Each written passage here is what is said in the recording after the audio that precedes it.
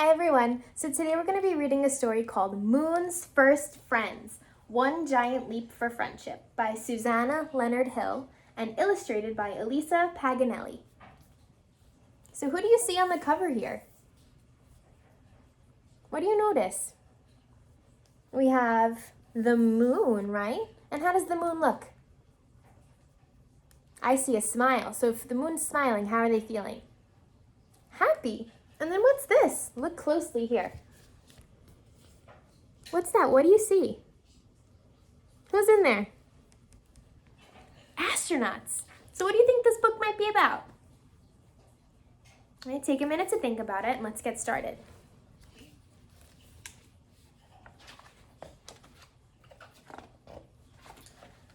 The moon was queen of the night sky. She was so bright that everything she touched glowed with silver light. But after many, many years had passed, she was lonely. If only someone would visit me, she said.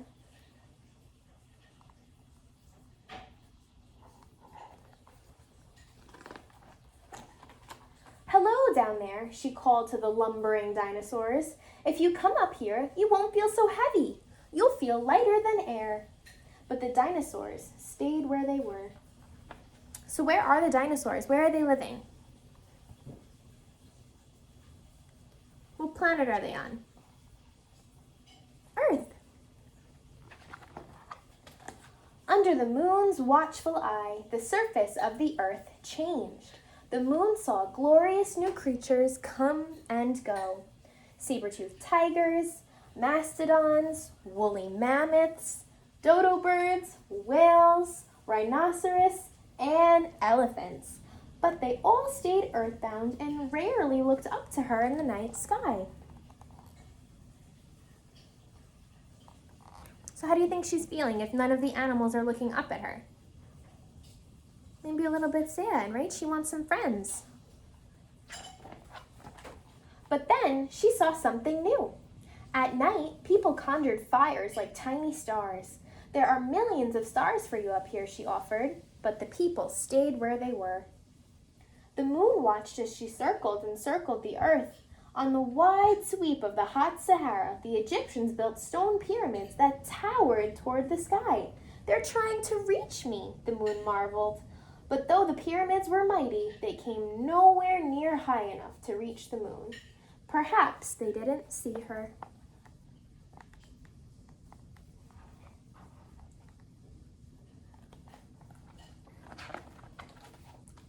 She spun and twirled from new moon to majestic silver pearl and back again, showing off for people below. But no one came. So these are called the phases of the moon.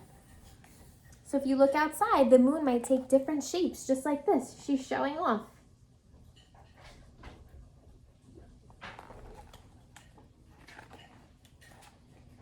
She watched as down on Earth, people came up with all kinds of ways to get from one place to another.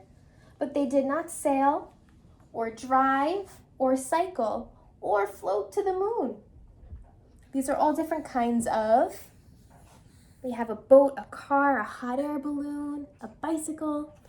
They're all different kinds of transportation. We learned about that. That's things that go. They bring us from one place to another. Then, on a windy day in North Carolina, the first airplane flew above a beach. You're doing great, encouraged the moon. You just need to fly a little higher. But the people on Earth only traveled to visit one another. Was it possible they didn't know she was there? Do you think the people can see the moon? Maybe, but can an airplane fly all the way to space? At high noon, the moon slipped purposefully between the earth and the sun, blocking all the daylight. Then she slid aside again, allowing the sun to shine through. No one could have missed that, she thought, but still, no one ventured away from Earth. Would she ever have a visitor?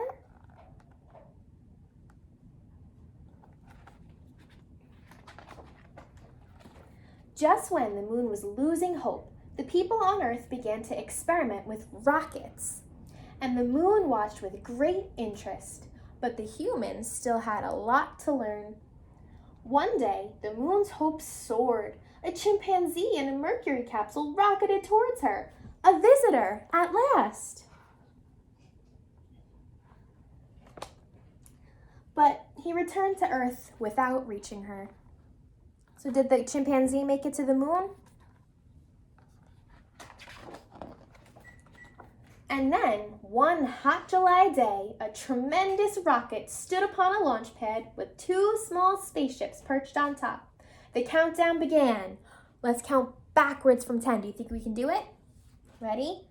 10, 9, 8, 7, 6, 5, 4, 3, 2, 1. Lift off!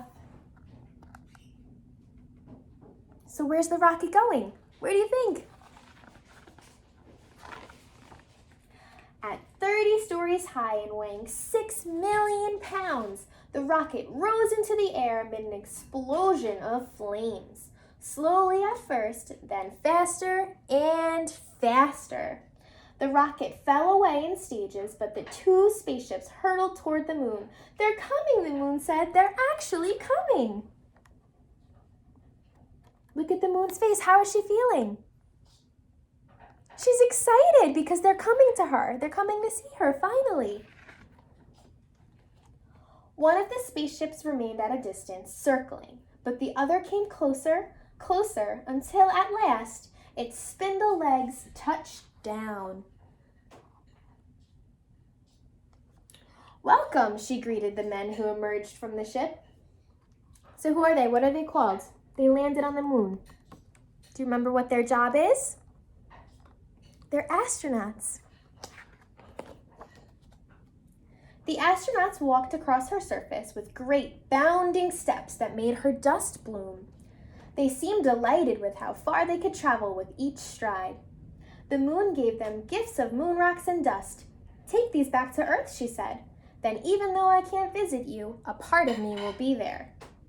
The men left her a present in return, a handsome plaque that read, "Here men from the planet Earth first set foot upon the moon, July 1969. We came in peace for all mankind."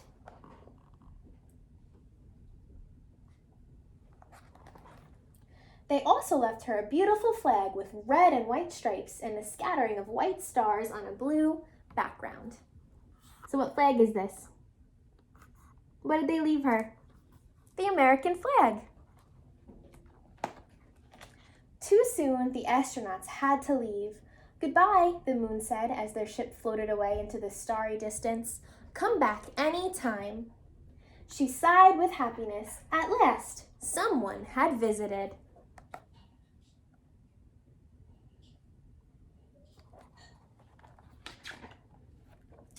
And now she had hoped that it would happen again and again. Maybe one day you would visit her. So would you want to be an astronaut and visit the moon? I think that would be a really cool job to have. So here again we have the phases of the moon. So I want to challenge you. So every night if you're awake and you want to look outside and see what the moon looks like, maybe you can draw what it looks like.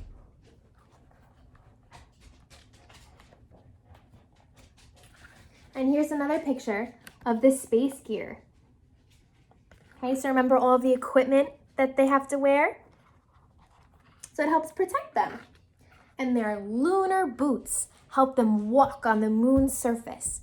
So they could take long gliding strides on the moon because there's no gravity. So maybe today you could practice moonwalking in your house. Okay? So I hope you enjoyed this story, and I hope you're excited to continue learning about space.